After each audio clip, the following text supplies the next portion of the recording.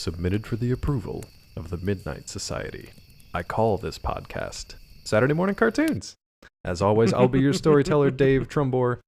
Joining me tonight, he just threw some weird powder on the campfire. It's my co-host, Sean Paul Ellis. How's it going, sir?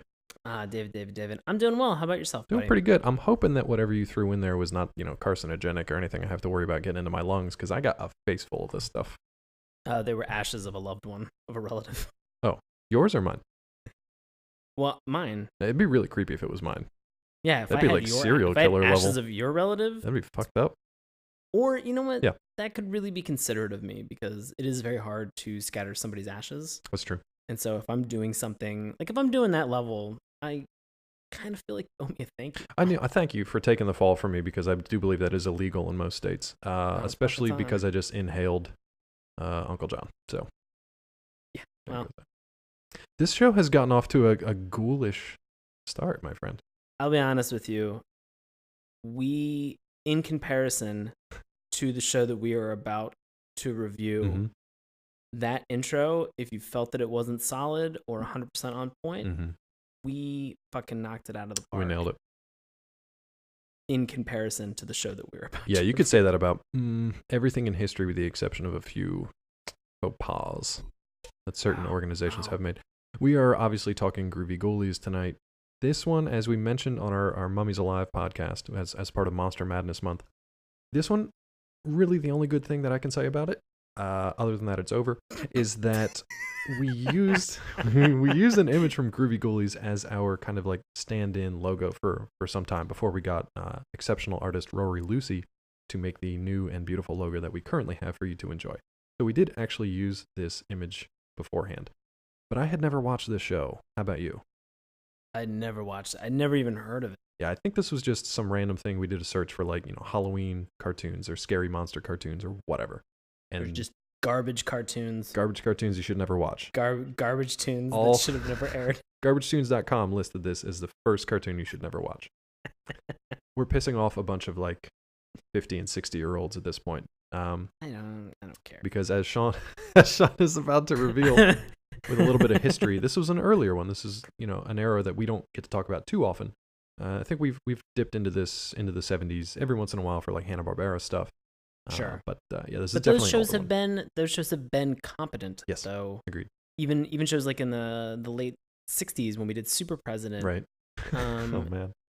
Still voting for that guy over the current campaigners. Yeah. We Super President, Herculoids, Thundar, those were shows, I mean, with the exception of maybe Herculoids, like, those were shows that really had a solid premise and were fun and exciting. And Herculoids had its own niche and it filled a certain role, but, Groovy Ghoulies was ghoulish. was a difficult watch. And so we struggle so you guys don't have to. Yeah. Let's get into Let's it. Do so a little bit of history about Groovy Ghoulies. It's an American animated television show that had its original run on network television between 1970 and 1972, totaling 16 episodes. It was produced by Filmation.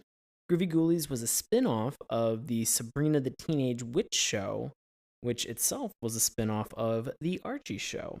Like most Saturday morning cartoons of that era, Groovy Ghoulies utilized an adult laugh track. So let's talk about that for a second. Yeah, and the reason that I sort of extended that and punctuated that final sentence the way that I did is because we watched one episode this evening. Right. And more than enough. It was way more than enough. And I'm not, I feel bad when we do this. Like when we get so upset about some of these cartoons, people put time and they put energy in, and maybe it's a generation or a cultural difference that we have with them. But in this instance, it was very challenging because of the nature of the cartoon and how it's set up and sort of the conceit that they really jump into from the beginning, and they never let up. Yeah, and it never stops. I think you hit it on 2 points why this one didn't really agree with us. There is a generational thing. So this particular show is modeled after another show from the era that was extremely popular, but usually with like an older crowd. So this cartoon was aimed at obviously younger audiences, but with the same kind of motif and the same structure. And much worse jokes, I would imagine.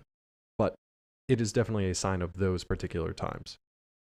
That being said, man, when I was going through the reviews, a lot of people thought that this was great. A lot of people still loved it as, 55-year-olds, 65-year-olds. But then a lot of people were just like, nope, this show is terrible. So it is. Seems, I mean, like a lot of the shows that we've watched, Exactly. It seems to be very polarizing. And I fell on the wrong side of this one for some reason. It's not very often that we'll watch a cartoon, and the litmus test for me is if I begin to kind of slowly look over at my phone. Or what I do is I'll just look down at the timer as it's rolling on YouTube. I'm just like, how many fucking minutes do I have left?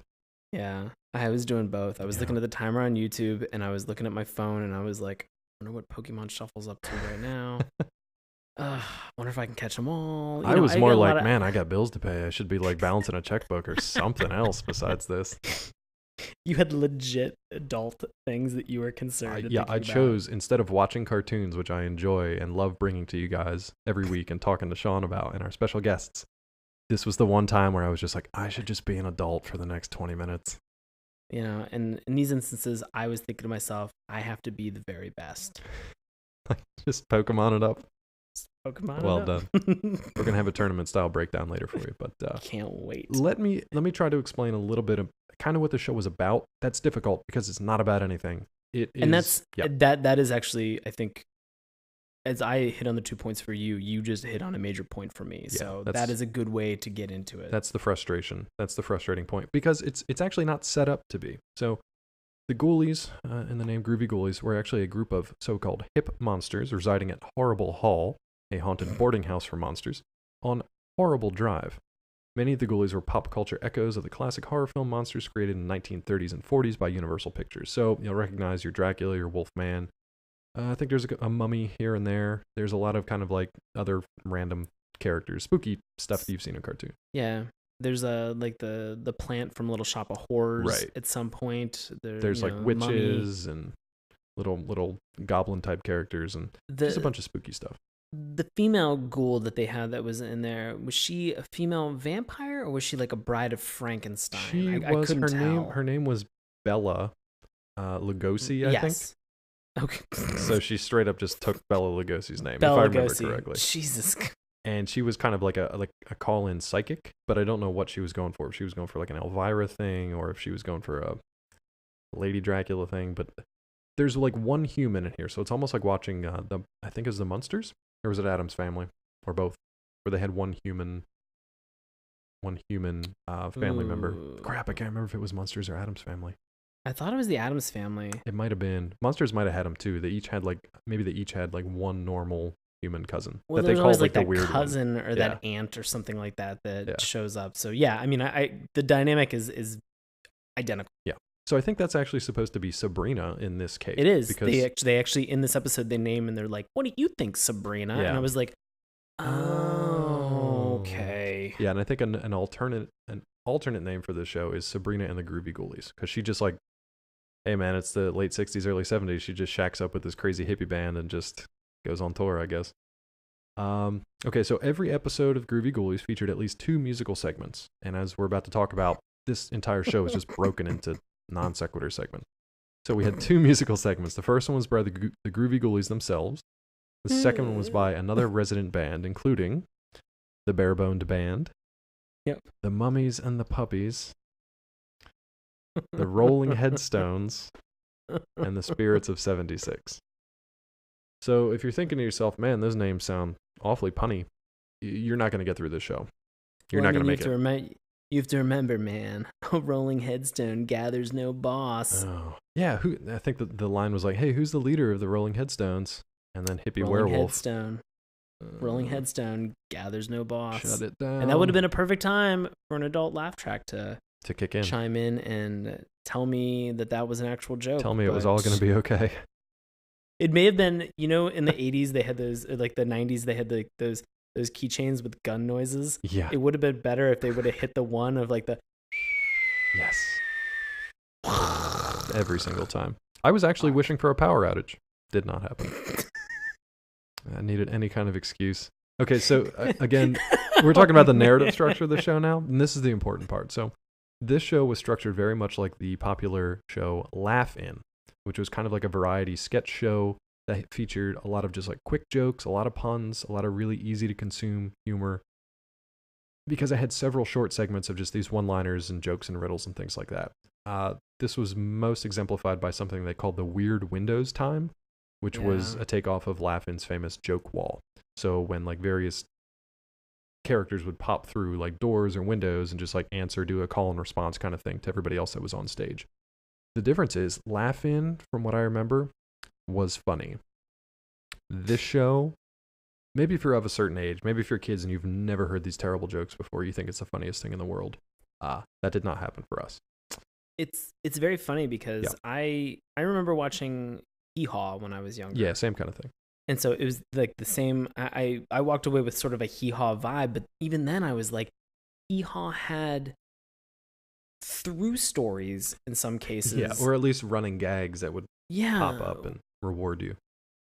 And they also had a laugh track, and in most cases they had jokes that played off of a certain like cultural stereotype about, in that case it was sort of like country bumpkins. Right.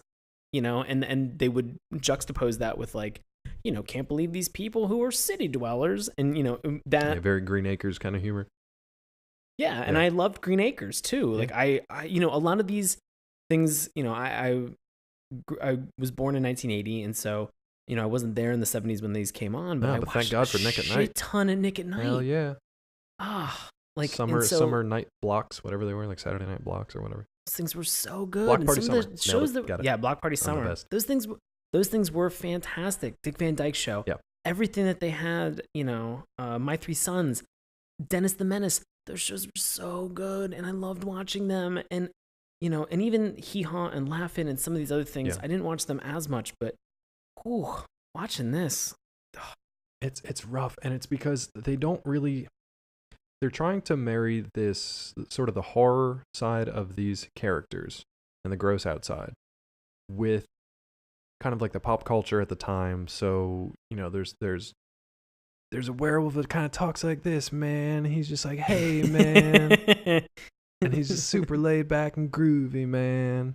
And that gets real old real fast. We have a vampire who continued to say everything was about bats. Everything's driving me batty. Oh, boy. That's very discouraging. That same everything driving me batty joke is used like 3 times in the one episode that we watched.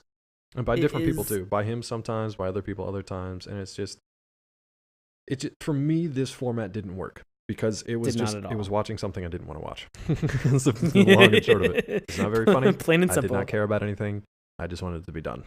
So to transition into this, I will say the thing that was really weird was that the theme song was a little bit crazy. Again, there was no dedicated animation. I think that whenever they were putting this together, I want to say that Filmation sat down at a table with a bunch of people and was like, how can we cut costs as much as possible? Yeah. We'll just show almost the same clips of animation throughout the entire theme song. We'll just put a fun, happy song on it. And I didn't hate the intro theme song. It's kind of set like, as Dave, as you mentioned, like this, 70s kind of vibe, or, like I kind of felt like, oh, like the werewolves, like cool. And like everybody's doing stuff, and they're going to get into some like capers and some madcap some things that are going to go on. Yeah. Right. And that's actually what, like, that was my biggest thing, is that I thought, I felt like this show was, it gave me like, for me, it was if you took Hee Haw and hit it with a Scooby-Doo aesthetic. Okay. And I was like, okay, like that's the look that I'm going for, or that I feel like I have, is that jokes from Hee Haw. It sort of seems like that campy, good-natured humor. Right.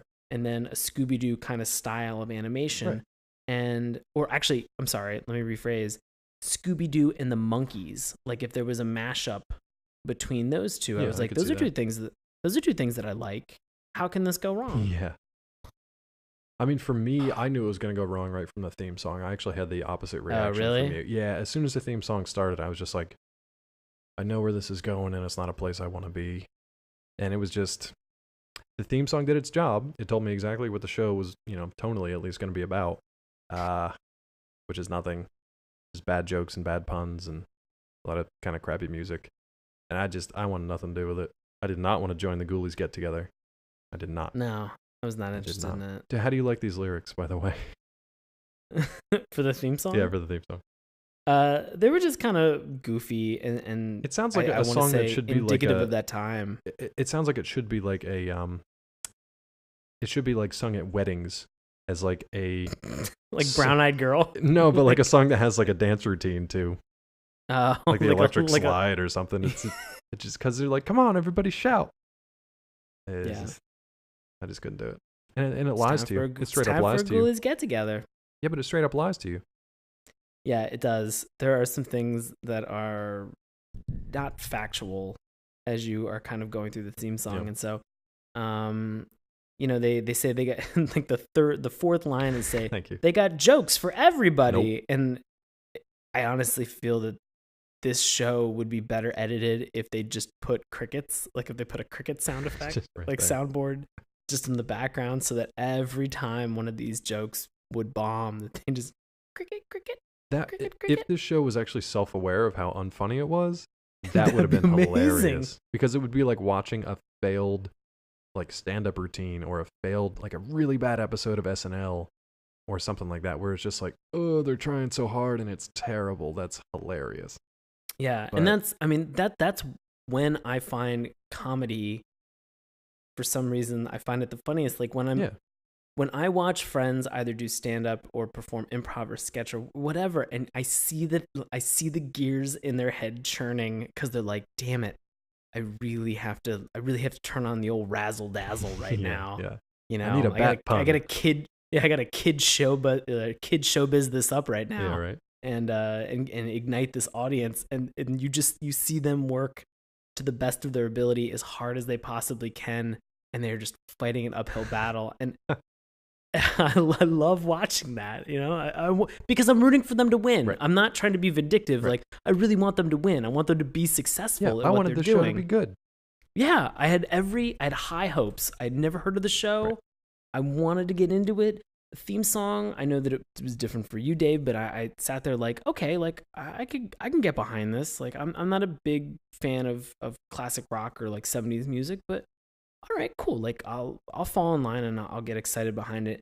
And then we get right into the guts of this. The thing was, and I described it this way. I said, this show feels like if someone just strapped you down to a chair and just cranked Monster Mash over and over and over again for 20 minutes. And right from the theme song, I knew that's what we were going to get. And I was not thrilled.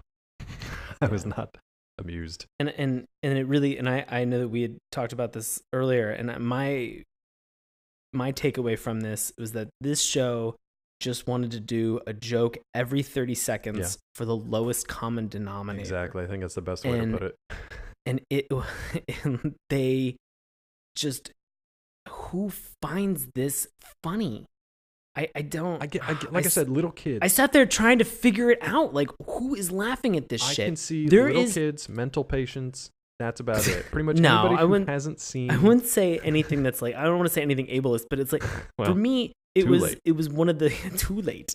It was one of those awful, you go into like a friend's bathroom. I did this the other night. I went over to a mutual friend of ours, and I was over there playing board games with him, and I went into his bathroom, and he has on top of the tank of his toilet, it says like 1,000 of the world's funniest jokes. And I was like, those stupid Jason books. Woods, what the fuck is your problem? The call out. I love it. I was like, what? I sat there thinking to myself, like, what are you doing? But that's what this was. It was the jokes. Yes. It was the jokes from those 100 100 funniest Halloween jokes, and you're like, no, these aren't funny. These are terrible. And literally, probably what the writers did was grabbed a bunch of those books and then just animated the jokes around those things, because none of these things go together whatsoever. They're all non sequiturs. They're all set up for whatever the situation has to be. But that's exactly right. That is the level of jokes that we're talking about. It's stuff that you can like read on a book while you're taking a crap and never laugh once, but just be like, yep, that is time. By definition a joke. Next. It's basically like if you took the worst dad jokes from Halloween, because these are not even like, dad jokes are bad, but on some level you laugh because it's like, Yeah, they're dad jokes. because These are worse than dad jokes. These are worse than dad jokes. I'll give you an example. We literally, after the theme song wraps, we literally see Dracula just like flying around as a bat. Right. And I think he just says like, "Welcome to Horrible Hall," and then he smashes into the wall, turns into the human form, and he already says, "This place is driving me batty." It's right out of the frickin' gates of hell that we just get right into this pun. You just smash cut to a mummy, or it was like two ghouls, like two mummies, like a male and a female, and somebody's just like, "How did you two meet?" And he just the male mummy looks at the female mummy and just goes, "It was love at first fright," and they're just like, "Ah!" Yeah, and they both scream at each other. So scared their like wrappings come off. Sean and I could literally go through this entire show like just line for line, and you guys you have to listen. There's a skeleton sitting on top of a skeleton shaped telephone. This is disturbing. And he goes, "I love it when so and so calls. It's a spine tingling experience." And I put a gun to my head. Yeah, I think he even said, "I love sitting." Metaphorical. I thought he said, "I love sitting on so and so's phone."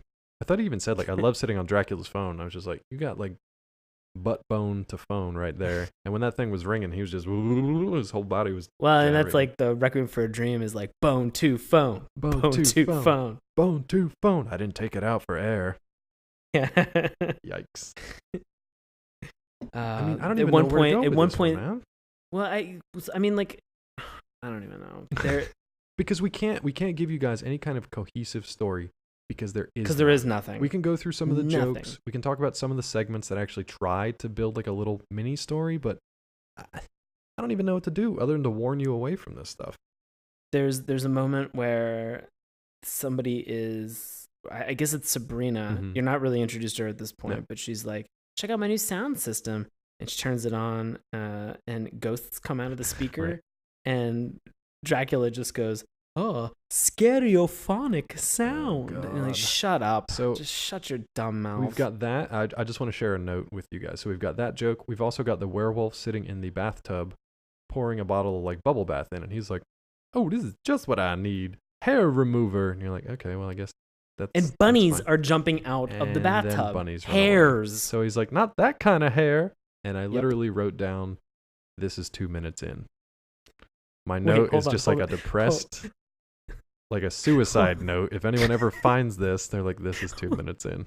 Like, well, he was watching Groovy Ghoulies, so he probably had it coming. We should. Go ahead. Hold on. I'm sorry. This is too good because 3 lines later in my notes, I wrote, "We are 3 minutes in now at this point."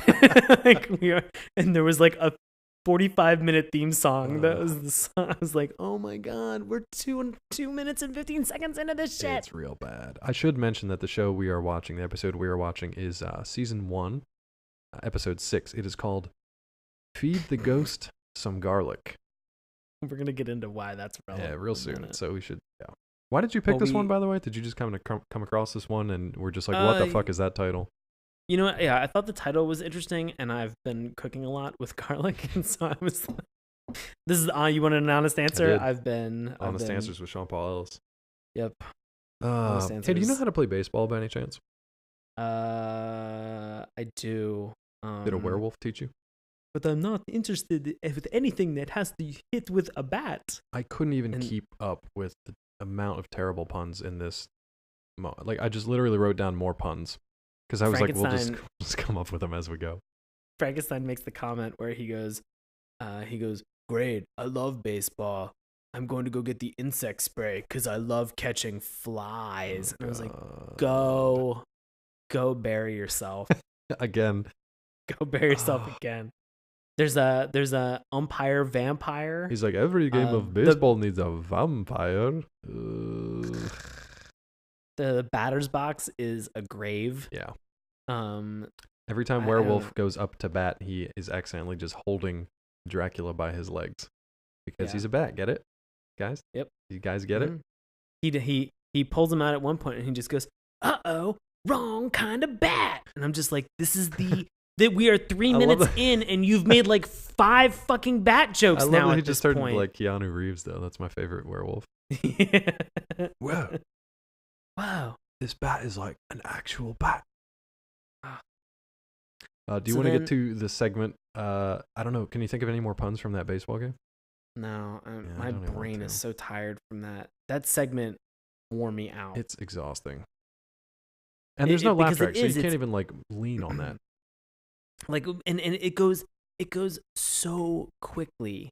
There's no transitional animation to get you from point A to B. Right. You were going A to N to double Z Just in it. to an alien alphabet, and you're just like, where? And you realize it's because Filmation, they made this on the dirt cheap. You know, what's interesting to me though is normally if you have a show where, Johnny Quest comes to mind because it's from a similar era, Sure. where you have the same cast of characters, relatively small, limited cast of characters. They have a conflict that comes up every episode. They run to the right side of the screen, they run to the left side of the screen. Normal shows like this where they have kind of like an episodic story that's procedural or whatever you want to call it, they usually have shared backgrounds that they reuse over and over and over again. This show was Right. almost shooting themselves in the foot by making it so complicated because they had all these sequences that they had to then animate, and they were so fast and they cut so often. I almost think that they probably went over budget on a lot of this stuff. Not that the quality looks like they did, but just the fact they had to animate so many different mini segments and so many like motions and characters coming in, and they couldn't really reuse backgrounds, and they just had so much stuff going on, and none of it was funny, but they still had to animate all of it. So I don't know. I feel like that was probably maybe all their resources went to that, and there wasn't anybody left to write any jokes for the damn thing. Well, I mean, you bring up a great point, and the thing that I'm curious about is that we watched one episode, Right. one 20-minute episode. I'm curious how many baseball games they went back to. All the I'm baseball curious- games. They just. I I'm want them curious to how many play times- this episode over and over again and just change the dialogue. I want to talk about that Okay. later, but they they just had, did every episode have a Goldilocks story that's retold with Frankenstein as the titular character? Maybe they just plugged that in. I mean, I really think that there were so many parts that were in this, like the ghost and the garlic. I wonder if that was sort of like a story from another episode that they just re-edited into this Oh, I see what you're theme saying. song, like into this song that they had, and they just did that back and forth. I'm curious to know if there's a song in another episode that's just about monster baseball. I guarantee that there is. And now it's that you just say that. chopped up images just of the them same thing. doing exactly what they're doing, and Uh. that's all the show is. And so I agree with you that they had so much stuff that happened so quickly that I feel like they kind of shot themselves in the foot. But I wonder if they were just like, if they sat there and thought, we can get around this by just making every episode a baseball theme episode. every single every time. episode, every every episode 16 episodes has- of baseball themed stuff. I Yeah. will say this though, at least for the musical sections, which we're about to get to in a second. The reviews that I read, the reviews that I read from fans of the nostalgia or whatever for this show, do remember some of the musical numbers fondly. A lot of people remembered a song called "Chicka Boom" for whatever reason. I listened to it. I was like, there's nothing for me that's Yeah, like. wasn't that a song by the Canadian singer-songwriter Feist? Oh no, that's Mushaboom. Mushaboom. I had no clue either Mushaboom. way, but Chicka Boom. Chickaboom. Chicka Boom. Check it out. Chicka Boom. So yeah, Sean, you alluded to a Goldilocks retelling with Frankenstein as Goldilocks, which the idea of it is funny because they put him in like the little nightgown and the little blonde wig. But honestly, Sure. even visually, man, like nothing made me laugh. Maybe I'm just a cold, dead-hearted adult, but No, you're not. just nothing was funny. The only thing that made me kind of There's- well, there smile. was- Do you remember this when all the bears came in? Oh yeah, and I'm gonna say exactly the line Go that ahead, you you got it. you have is they have the mummy, which for some reason sounds like a stereotypical Jewish Hollywood person. Yeah, there were a lot of stereotypes going on. so this. many So stereotypes. many. It was, some of it was very uncomfortable Yeah. because they're not done well, and so a stereotype that's treated and handled with respect, Or in flipped order or to- something. Yeah. yeah, or that's done well with the intent of lampooning or shining some light on something. Right. Great, wonderful job. If it's just thrown in there to be hacky, it's not funny, guys. So there's this moment where the one of the bears walks in and it's the mummy. Yeah, so And like before that they have there's two other bears that walk in, but it's actually just our other like characters in disguise as bears. So like the wolf man, I Right. think, and then somebody else is a different bears. He's like, hey man, I'm the baby bear. Yeah. Smoke. He literally just like takes a bong hit right after that. It's great. He's just ripping and rolling through this entire thing. He's having a great time. But the mummy walks in and he goes, I'm the mummy bear. What else would I be? That's the only time I kind of smiled, but I was just like ready to put my foot through the screen.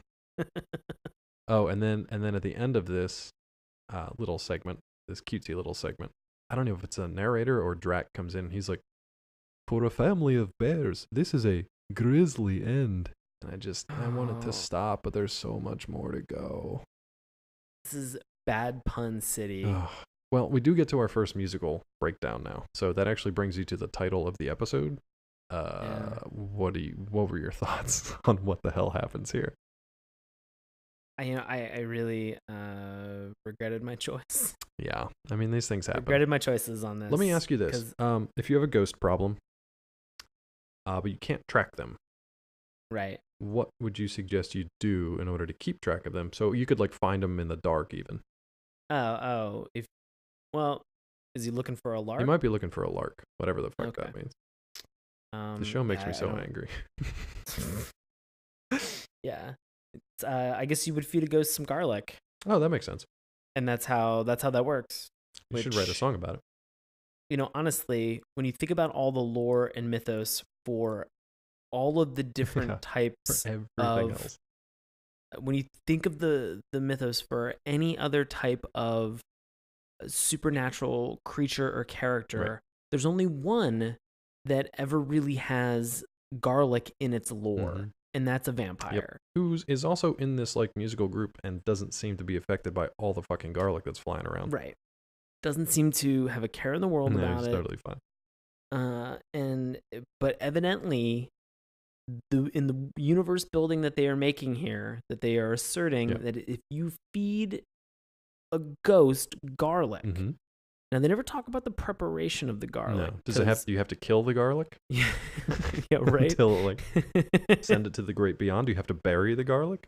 Yeah, they don't really get into to anything about this. It's just if you happen to come across a ghost, feed that ghost some garlic. Which I will say, if that's a tip that they're trying to convey to me. It's like an old Romani wisdom, I think.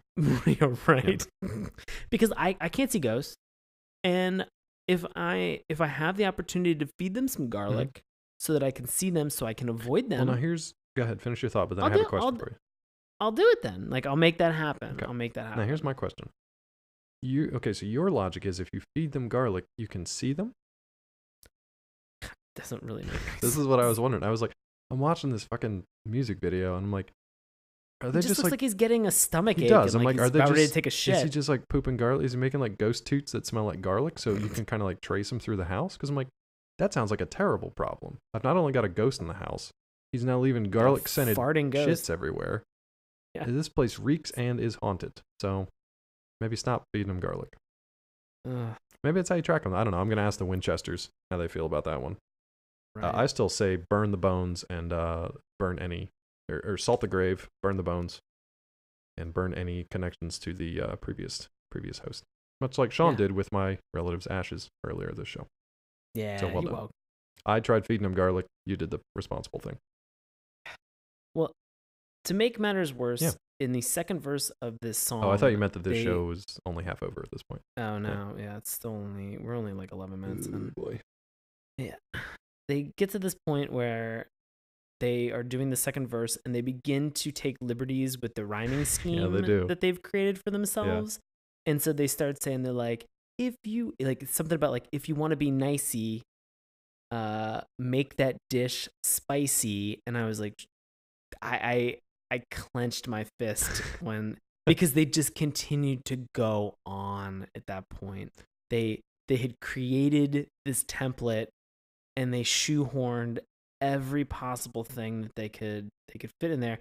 And then for some reason we're talking about feeding a ghost garlic, and there is just a random montage of dancing furniture and items that look like they were from Disney's Beauty and the Beast, like a teacup flipping up and down, and different kitchen It's a straight acid trip accoutrement. at this point. It's oh god. This show would have been great on drugs. I didn't even think of that. Yeah, don't do drugs, and also don't watch this show. Yeah, I'm gonna agree with Sean on actually both points for once. Oh. Ooh. So yeah, we're halfway there. It goes through this whole song, Right. and then it just ends, and it picks up immediately with now's the weird window game. Yeah, now's the weird window game, and so like we jump right into this thing where they're asking non sequitur. They're setting people. They're doing 3-line scenes. Right. For anybody who's ever done an improv scene, this is 3-line scenes, like setting somebody up, getting somebody to deliver some type of a punchline or like yes and that idea, and then they're summing it up with some type of a punchline to roll it onto something else. Like Sean, if it is awful. Like if I asked you, what do you take in your coffee? What would you say? Just a little bit of scream.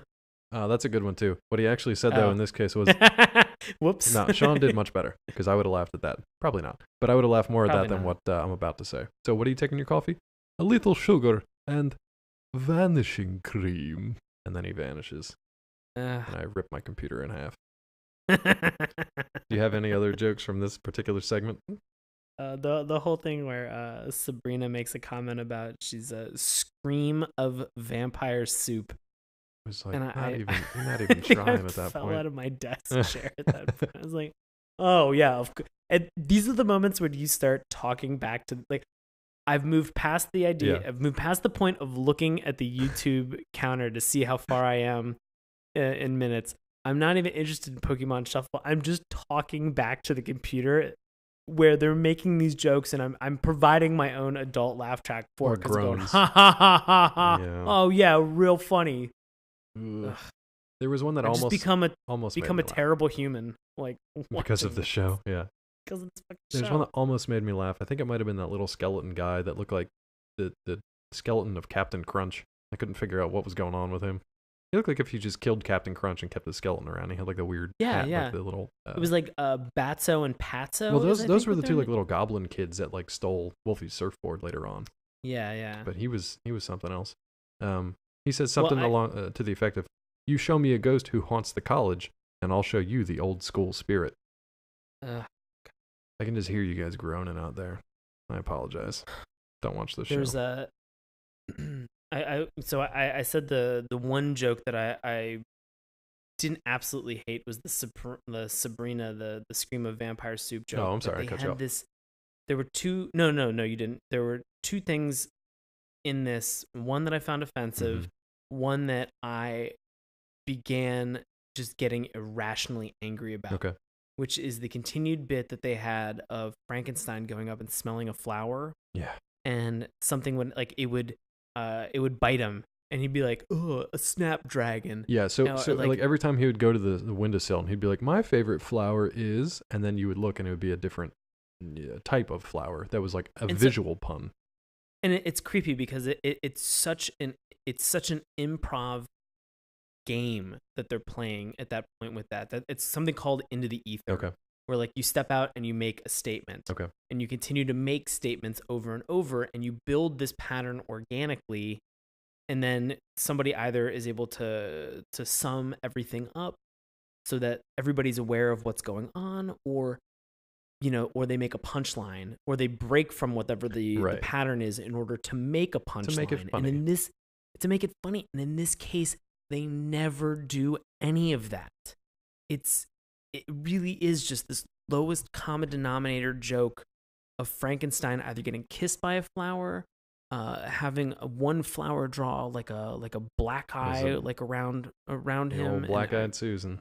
Black-eyed Susan. These jokes are like the level of the joy buzzer in your hand. Yeah. Or like the gum that turns your teeth black, or like a squirting flower or something. Just like the lowest level you can have. They're just so bad. But the thing that pissed me off that I was actually I wasn't offended by this because I don't know. I can't be offended by this. If it's the same thing that I'm thinking of, we're going to have fun with this. But I was disappointed the joke that they made because it was dumb. They have this moment where they're talking about something about like Native Americans with the vampire with the count or whatever. Yeah, so this is a segment called like Dracula's Dingy Dungeon, and you basically ask a casket, and you basically are following Drac as he goes through like his dungeon, and his first joke is like, "Welcome to my dungeon. It closes at 5:00 sharp," and then a guillotine like slams closed behind him. Like, oh, I get it, because guillotines are sharp. What's the next joke? And then this racist run of like anti-Native American stuff comes in just out of fucking nowhere. And then suddenly, it's the Frankenstein's monster, and he goes, he should have joined the. And I would try to do this as best I can. He goes, he should have joined the Apache tribe instead of Apache tribe, and it. Ooh, look, I mean, these jokes are just. There was a reservation joke, the typical like, oh, I hope he made reservations, and then it's like one of them turning into a bat, and he's the Native American bat for whatever reason. So he's got a red, like he's got like a feather in his headband, and then he even does the like war cry as he flies away, and it's just like, I mean, I guess 1970. This is. And then it cuts to Frankenstein, and he's got a full war bonnet, like on, and I'm just like, look. We can't even have R&B singers in this country do that well. What thinks you are above somebody who's on The Voice? Oh, God. I think the next segment is actually when we get to Bella. Because she says, hello, Bella Lugosi's spooking. Like, oh my God, that's what makes me so angry. They don't even use just like English. Like, every fucking word has to be a pun. This is when I got irate. Because it's like, you can't. First, they stole like a man, not living legend, but a legend of cinema's name to make it to this like floozy psychic girl. And then she can't even say like, Bella Lugosi speaking. Like, you can't even just have that one joke like, oh, okay, it's funny, you're taking Bella Lugosi's name. It has to be Bella Lugosi spooking. Like, you would walk out of this comedy club. If a guy came in with like big golf pants and a big plaid, overcoat, and started just like slinging these jokes around, you would throw your drink at him and you would walk out. And unfortunately, we could not walk out of this show because we had to review it for this podcast, but it does not get better. I don't know how it doesn't get better, but it never gets better. That's my little rant for the evening, I guess. No, I mean, I mean, you're right. It doesn't, well, I mean, it almost actually gets worse. Yeah, we have a moment. Well, I mean, I don't know if it gets any worse than the Native we need to talk American. about corduroy for a second because there's some weird stuff going on. Was it corduroy? It sounded like they said corduroy. Okay. So essentially, at this point, we've got these two little goblin kids, Batso and Ratso, I think you said. Batso and Patso is what I think. Yeah. And they, like, Wolfie's out and he's about to he's got a surfboard and he's just gonna go have a groovy time and just take all the bong hits, but these kids decide they want to go steal a surfboard. Well, this guy who's kind of like, he just looks, I mean, he's not normal by any means, but normal for the show, but he's kind of effeminate. He's got kind of a weird delivery. It's a little effeminate. What was your reaction from him, from Corduroy? Yeah, I wrote homosexual ghost. So there you go. Homosexual ghost named Corduroy. He's basically like saying like, oh, these kids are up to no good. I'm going to get the surfboard back and I'm going to... He goes, well, those ruffians have stolen Wolfie's surfboard. Those ruffians have stolen Wolfie's surfboard. Yeah. So I must procure it and bring it back to Wolfie. For a possible reward. So he's kind of... I don't know what they're doing with this character. But basically, he gets the surfboard back to Wolfie, but it ends up in such a way that he... like lands next to Wolfie on the surfboard. So Wolfie automatically assumes that he's the one that stole the surfboard. At which point, he gets blamed for the thieving, and then the kids are watching her like, looks like Corduroy got his reward in the end, and the wolf man spanks him in the ass with the surfboard. Yeah. And I was very uncomfortable by that whole scenario. From beginning to literal end. It was not good. It was not good. It's not only not funny, but when it borders on like the offensive, especially with our modern sentiments. I mean, I'm still like, I put my foot in my mouth all the time, but whatever. This is like purposefully going to make fun of, the disenfranchised, the minorities. We don't do that this day and age. Then again, this was like Yeah. 50 years ago. So Felt like native. It felt like Native American joke.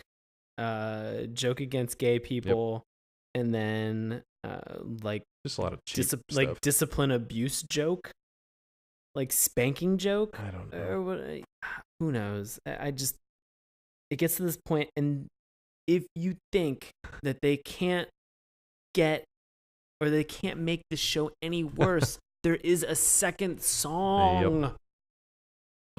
Which didn't make any sense.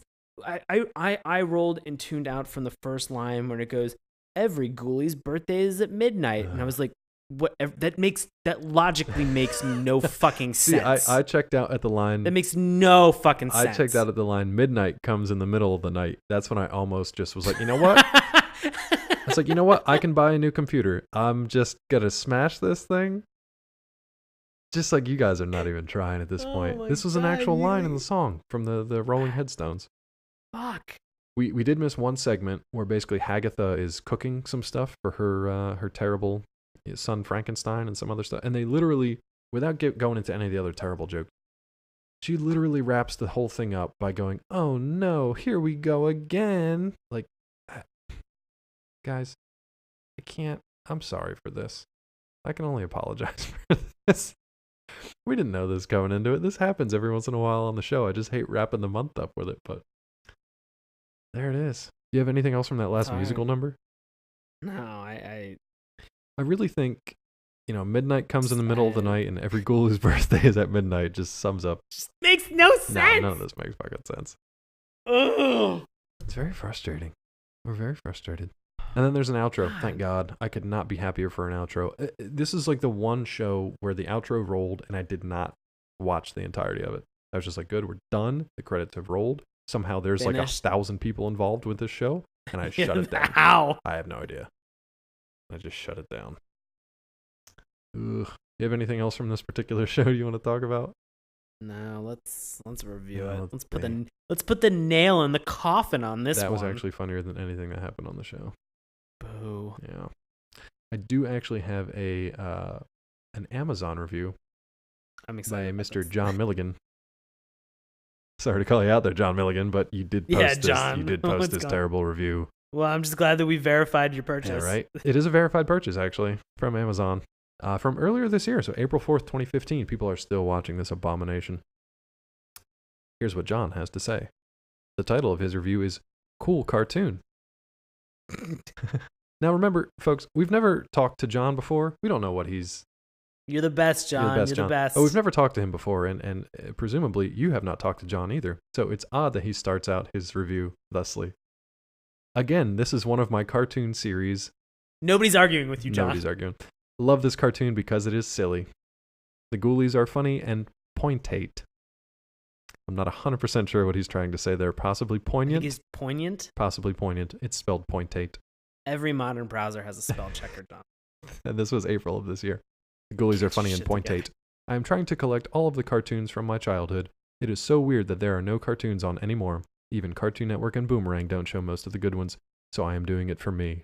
5 stars. You do you, John. Really sad. Yeah, you do you, John. Do it for you. Keep it up, buddy. There are no cartoons. Keep it up. Just do it. You do also, modern web browser. Spell check. Use it. I'm amazed he was able to upload this review. I'm amazed that he was able to purchase anything on Amazon. It was a verified purchase. I'm going to be honest. Ooh. Pointate. This has been a very pointate episode of Saturday Morning Cartoons. A lot of shock and awe. I don't even. I think George Bush was probably a fan of this show. Yeah, that makes sense. All right, buddy. Let's get to your review and recommendation. Do you recommend this show? People search it out? Absolutely not. Not even in like not even in an ironic sense. No, but I. Do you recommend this show? Hell no. Okay. I was gonna let you finish your thought, but hell no. Well, no, because my thought is that I would love to see this show rebooted. Oh, okay. But not in a way that I think you hit it head on earlier in the episode when you were like, I'd love to see this show redubbed. And I would honestly love to see this show redubbed and make it even crazier. I don't think you can make any sense out of the episodes that are available. Right. But I think just some overdubbing on top of what they're just dubbing over some of the things that are already there, or even laughing, even adding like the adult laugh track that is not present. I think that something like that would be funny, and I would definitely watch that if it was broken into smaller like maybe segments of like 2 to 3 minutes, almost like a Robot Chicken kind of type thing, exactly, or like a C-Lab 2020. Yeah, that's what I'm picturing. Like this 2020 old, or Harvey Birdman. Yeah. The old animation with a new dialogue that actually makes it funny and is referential because they are, whatever is happening in the scene, but the dialogue is very different, and that actually makes it funny. That I would be down for. I would be 100% down for that. I'd be down for that. But if you tried to do it any other way, I would just burn the world. Look, I will say one thing. We are obviously not of this generation. I think this is one of those rare shows that, or maybe not even so rare. Maybe this is just where everyone falls in a certain year, a certain time in their life, that you will have a cartoon that you love, people of your age love, and then in 45, 50 years, you are the only ones that still love it. Everybody else thinks it's trash. That probably happens for every generation. This is someone else's generation's show. It was Groovy Ghoulies was like specifically for this time, something to take off from Laugh-In, something that was aimed at this particular audience of this particular incredibly small slice of time. Not for us, guys. You may have picked up on that by now. Not for us. So no reboot for me. No recommendation for me. So yeah, anything else? I think Groovy Ghoulies? Yeah. No, I mean, I think we hit it earlier in the episode, and you just recapped everything. Now, this is generational, and we're not going to say if you did love this that you're wrong to love it. Yeah, great. It's. I mean, that's glad wonderful. you enjoyed it. I mean, I just can't get into it. I'm super glad John found this and that he verified purchased this. Yeah. That's great for him. It's not something that with sort of our sensibilities that we have now, and with how we consume media and the things that we watch. It's if this was trying to be Robot Chicken before Robot Chicken was Robot Chicken, man, wow. Well, times have changed. This is hard. It's challenging. It's challenging to watch these things. But it doesn't mean that the people who do enjoy it that they're wrong. And I'm not saying that with an eye roll. I'm saying that I'm saying that emphatically. Yeah. If you love this show, good for you. Yeah. In fact, if you do love this show, I would love for you to email us or let us know what episodes you do love about the show. I will go back and I will rewatch an episode. Yeah, if you tell me that if there's something that you point out and tell me that I should watch or I should pay attention to, or if there's another song that happens to have bits cut in of the baseball games so that Filmation could save money on being able to make 14 episodes, or Chickaboom. I'll watch it. I'll do it. People love Chickaboom. I'll watch Chickaboom. I don't see the appeal right now, but I'm willing to take a look at it again and say I was wrong. But I'm going to be honest with you. I'm feeling we're like totally right. Yeah, we're super right. Like totally 100% right. But the beauty of this is that you guys can be right too. You can definitely love this show. We cannot love this show, and we can both be right because that's just how it works. And that's honestly like to get sort of like podcast existential to close this one out. That's why we do this show, and that's why we try to cover different decades and different generations and different styles of show, and eventually we're going to get to a point where we're actually going to do, we've been talking about doing shows, cartoons from different countries, where we actually have to watch the closed captions and stuff to figure out what's going on, see if there's stuff lost in translation. So what I'm trying to say is like it's a big wide world of cartoons out there. There's something for everyone, but not everything is for everyone, and that's what we're here to do, ferret it out. So on that note, we're going to close out. On that note, after we shit on something for 50 minutes that we didn't like, and then we tell everybody it's okay. And we kind of back ourselves out of that corner for a couple minutes. Sometimes we need to blow off some monster steam too, so it's good. It's good. And we've definitely had our share of terrible puns on this show, so if you like it, thanks for listening. If you don't, I totally understand. I totally get it now. We ate our own medicine this week. That's true. We really did. But we hoped you guys enjoy it. We are going to now close out our Monster Madness month until this time next year. But before we do that, Sean is going to give a rundown of what he's up to in the next couple of weeks and give you a list of places that you can go see him in the DC area. Well, actually, when this is coming out, I will actually be heading up, I think, in a short period of time to the Philadelphia Improv Festival. Take that, DC area. So, take that, DC. So you can come and check out the Philly Improv Festival. Be performing at 10 p.m. on Saturday, November 7th. So that'll be a lot of fun. I'll be performing with Nox. That's Nox with an exclamation point. And you can also check out anything that we do that's down in the DC area. We do improv comedy, and I perform for Washington Improv Theater. And you can find more information at witdc.org. And always, I'm on the Grams and the Twitters at Sean Paul Ellis. Wonderful. Dave, where can we find you, buddy? I'm not on the Grams. I stay away from the Grams. I used to be hooked on the Grams. I want you to get on the Grams, brother. No, as a favorite streamer of mine on Twitch says, how does he put it? Shit, I'm gonna screw this up so bad. Wow. It's something to the effect of, God damn it, this is terrible. It's so late. It's something to the effect of like Instagram and nipples are two things that are useless for a man. He says it so much better than I just did. I just butchered the hell out of that thing. You nailed it. But anyway, you got it. I'm not on the Grams, but I am on Twitter at DrClawMD. If you were interested in finding out more about the show, you can check us out at SaturdayMorningCartoons.com. Remember, that's morning with a U. We are on Twitter at MorningTunes. You can also check out Sean's handiwork on our Tumblr page, SaturdayMorningCartoons.tumblr.com. We're on YouTube. We're on Facebook. We have a weekly podcast that comes out through iTunes and Stitcher each and every week that you can check out. And if you'd like, you can always send us an email. Let us know how we're doing. Suggest another show to cover in the future. SaturdayMorningCartoons@gmail.com. That is going to wrap up our Monster Madness month. We thank you for spending your October with us and wish you a happy and safe Halloween. Next time on Saturday Morning Cartoons, this is a good one.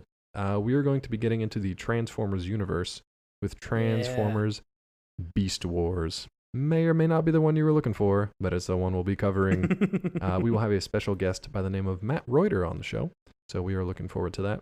Sean, do you remember this one from your TV watching days? I do remember Beast Wars, so I'm excited to get back fondly? into this. Okay, good. I just want to make sure it was fondly. No, I'm curious because it's been a while. Yeah. It's been a while since I've really kind of sat down and paid attention to a lot of Transformer stuff, aside from when I played the video game Transformers Fall of Cybertron and you were working in the other room, so you heard Optimus Prime scream all of the catchphrases. Let's lift it together. That's the one. And so my favorite. So I really haven't delved too much in the Transformers universe in a while, and I stay far, far away from anything that Michael Bay has done. Yeah, I mean, as far as Transformers Beast Wars goes, I remember watching it in the mornings and having a good time, but I do remember the animation being real clunky because it was like early CG. Yep. And it was pretty gross looking. It'll be pretty weird. It's going to be pretty weird, so hopefully you'll come back and join us next time on Saturday Morning Cartoons. Thanks for listening.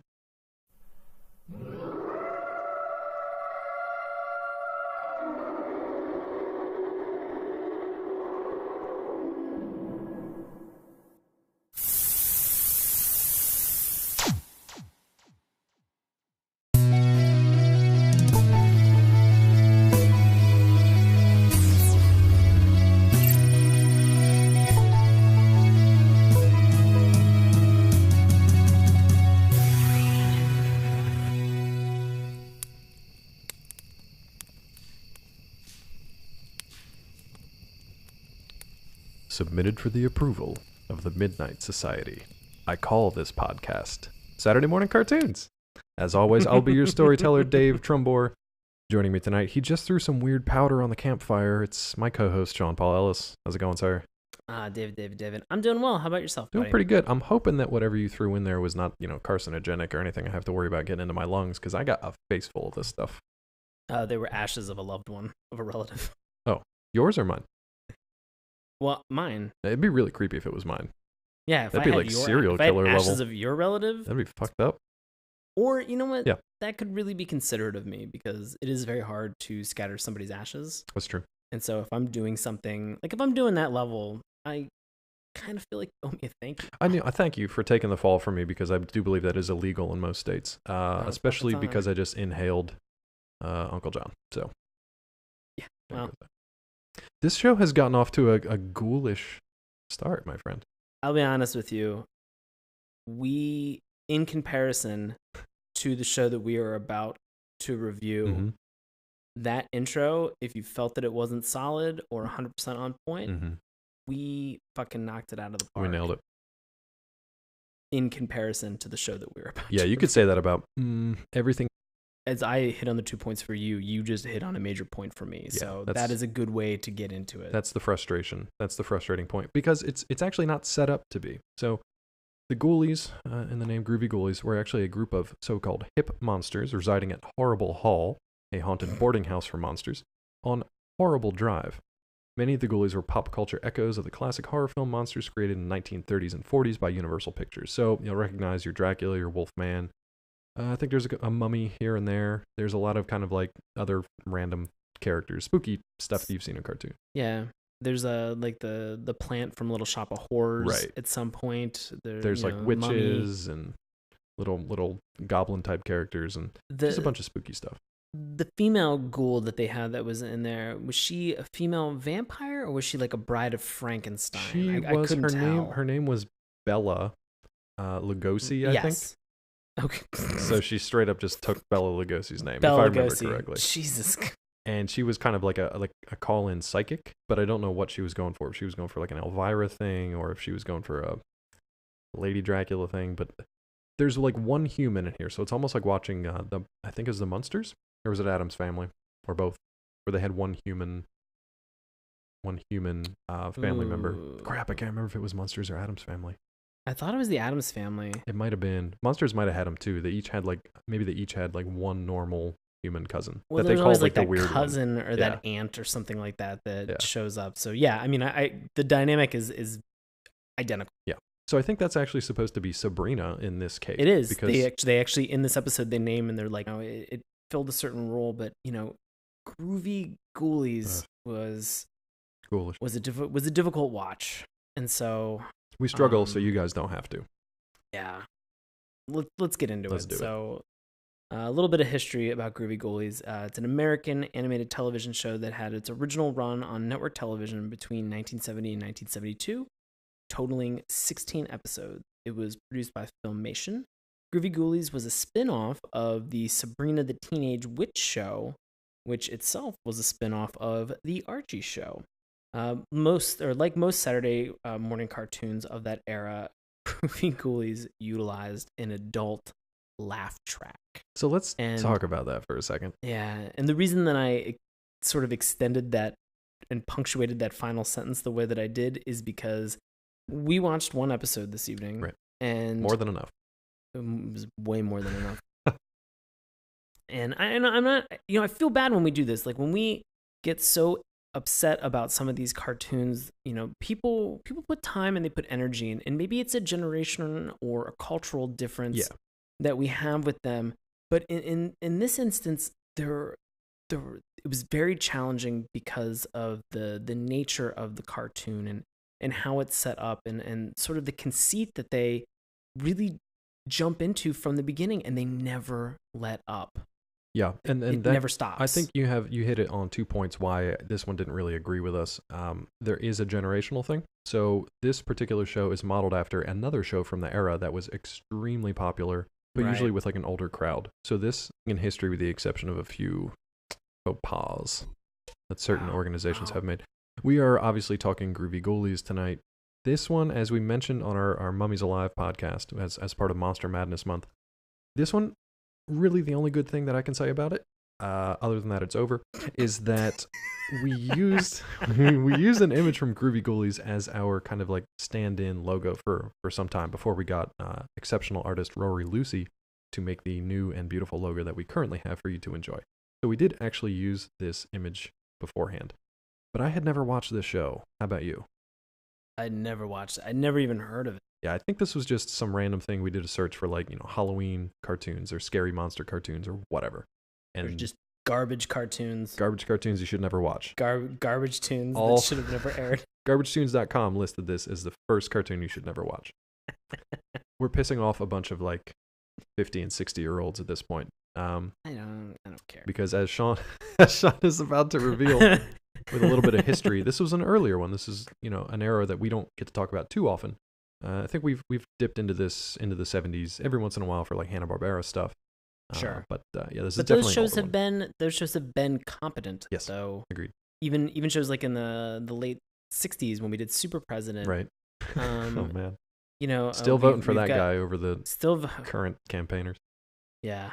You know, we Super President, Herculoids, Thundar, those were shows, I mean, with the exception of maybe Herculoids, like, you know, those were shows that really had a solid premise and were fun and exciting. And Herculoids had its own niche, and it, you know. Cartoon was aimed at obviously younger audiences, but with the same kind of motif and the same structure and much worse jokes, I would imagine.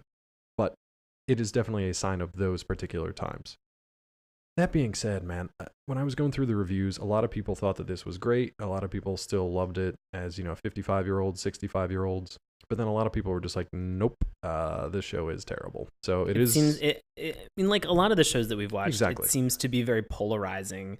And I fell on the wrong side of this one for some reason.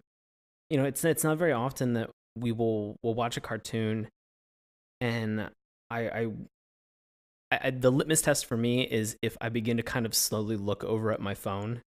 Or what I do is I'll just look down at the timer as it's rolling on YouTube. I'm just like, how many fucking minutes do I have left? Yeah, I was doing both. I was looking at the timer on YouTube, and I was looking at my phone, and I was like, I wonder what Pokemon Shuffle's up to right now. I wonder if I can catch them all. I was more like, man, I got bills to pay. I should be like balancing a checkbook or something else besides this. You had legit adult things that you were concerned. I chose, instead of watching cartoons, which I enjoy and love bringing to you guys every week and talking to Sean about and our special guests, this was the one time where I was just like, I should just be an adult for the next 20 minutes. You know, and in these instances, I was thinking to myself, I have to be the very best. Just Pokemon it up. Pokemon well it up. done. We're gonna have a tournament style breakdown later for you, but can't wait. Let me try to explain a little bit of kind of what the show was about. That's difficult because it's not about anything. It is, and that is actually, I think,